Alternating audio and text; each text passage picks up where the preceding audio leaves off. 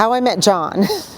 Well, I picked him up on Bourbon Street, out of all places. I was there doing two things. I was there for a funeral directors convention. I'm a licensed funeral director in the Commonwealth of Virginia. And I was there for work, along with my two best girlfriends who were not there for work. So it was work and fun. And it was literally my first night there, first time ever in New Orleans, walking down Bourbon Street, minding my own business for the most part. And I saw this guy walking down the street, and he just had a light about him. There was something I wanted to know more about.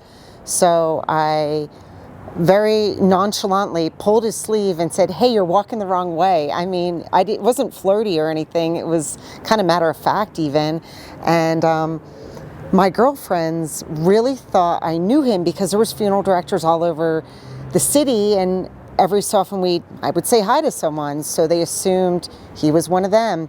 So about an hour went by. We're all hanging out. Now I'm with the girls in the bathroom. They're like, "What's his name?" And I'm like, "I don't know. What's his name?" They're like, "We don't know him?" I'm like, "No, we don't know him."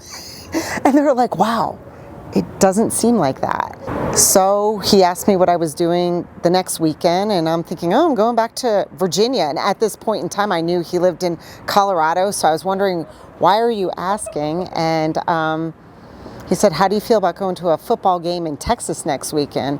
Well, here I am in New Orleans. Sure, that sounds like a great idea. I didn't really think about the reality of that, and getting on a plane to meet up with a guy that I picked up on Bourbon Street. Well, I said yes. So I was at my layover in Atlanta and almost didn't get on the flight. I was a little scared. But not to back up, but why John was in New Orleans. He was there for a college football game. His college, now Texas State University, back in 2009, I did not know this at the time, he had started an endowment that has generated multiple ongoing scholarships, academic scholarships. And so he was invited as a donor to come on this trip to watch the football game. And so he asked me to go to one of these football games, a home game, and sure. And so I went. I got on the flight in Atlanta, and it was pretty magical being with him. It just felt right. During halftime, he was asked to go talk to the president, and I didn't really think too much of it. I'm like, whatever, people know people. He was gone for, I don't know, probably a half hour, and he came back, and I was like, "Oh, why'd you get to talk to the president?" And it was to thank him, and thank you for what? And he explained to me everything about the endowment and the scholarships, and I gotta say I was pretty impressed that somebody just takes such a interest in their university, the future of America, children, education, and he definitely just wants the world prepared for every generation to be better than the one before it, and to know more, and people of all backgrounds and neighborhoods to be able to have the same opportunity, hence the scholarship. It's really important.